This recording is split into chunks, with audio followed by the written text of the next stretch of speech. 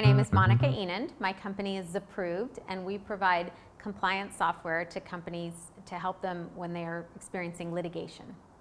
How did you get started? We started Zapproved as a compliance platform hosted in the cloud as a software as a service to help businesses track communications. And we started in 2008. It was a really tough time to start a company. And we were talking to a lot of different people about what the platform might be used for, and actually interacted with a team at FIOS in downtown Portland. And they were working with companies on litigation readiness and preparedness, and identified this pain point of legal holds. And so we got together with a few of them and actually targeted our platform at a very targeted app called Legal Hold Pro.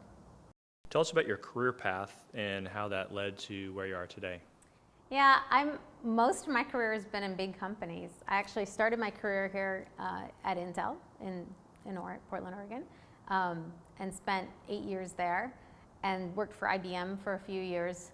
And I loved my jobs. I absolutely loved working at Intel, working at IBM. Great, smart people, great environment, cool opportunities, cool projects to work on.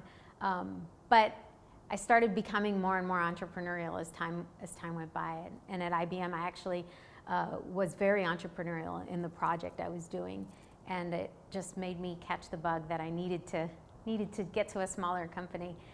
So I worked for a local startup for a while to get some startup experience, and then started Zapproved in 2008. What is the biggest challenge for the company, and what are you worried about, if anything? We're kind of at this interesting point in the company. I mean, I think the first year was all about finding what the right application for the technology that we believed was important. And then once we found it, I think there was like this, okay, let's prove that the dogs will eat the dog foods, is what actually Alan always uses that phrase. The dogs eat the dog food.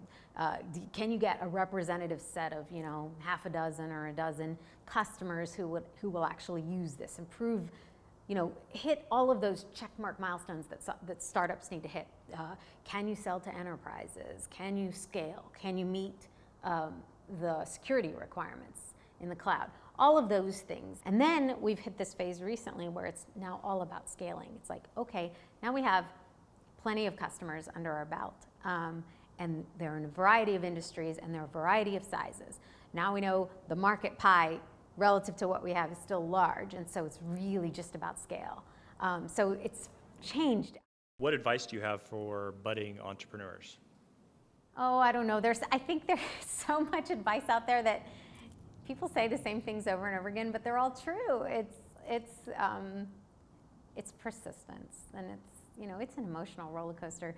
There is no one who, even though it looks like to you is an overnight success, there is no one that I have found that didn't face adversity in their startup, that didn't have their ups and downs and really had to fight through very difficult problems. Even though it sometimes appears like people were just born with great ideas, they're not. They had to go through all of the iterations and all of the pivots and the changes and the reacting and sometimes it's less transparent and sometimes it's more.